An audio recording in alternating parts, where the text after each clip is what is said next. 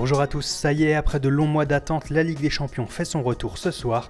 Malheureusement, les clubs français ne l'abordent pas vraiment de la meilleure des manières. L'AS Monaco est plutôt sereine, mais le PSG va vivre un véritable test ce soir face à Arsenal, après un début de saison décevant comme le souligne l'équipe.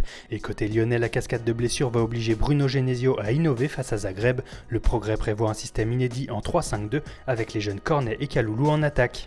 L'autre mauvaise nouvelle pour les Gones, c'est que la Juventus, grande favorite du groupe, apparaît en pleine forme. En une de la Gazzetta dello Sport, Pippo Inzaghi s'enflamme d'ailleurs pour les Bianconeri et les voit aller jusqu'en finale contre le Bayern. Il estime même que la doublette Higuain-Dybala peut vite devenir aussi efficace que le duo qu'il formait avec Del Piero. En Catalogne aussi, on attend beaucoup des débuts du Barça en Ligue des Champions ce soir face au Celtic. Pour débuter au mieux, Luis Enrique devrait aligner sa fameuse MSN, l'occasion pour Mundo Deportivo de rappeler que le trio magique Messi, Suarez, Neymar a inscrit 83% des buts catalans sur les deux dernières campagnes européennes, avec 44 réalisations sur 53.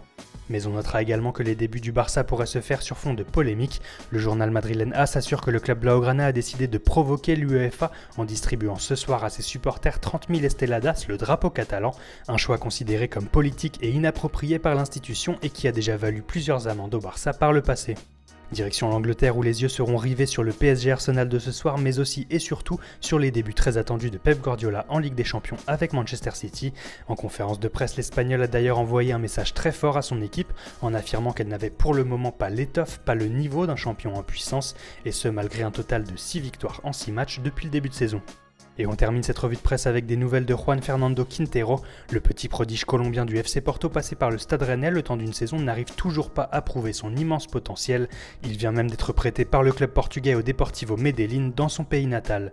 Voilà, c'est tout pour aujourd'hui, bonne journée à tous sur Foot Mercato et rendez-vous demain pour un nouveau tour d'horizon de la presse sportive.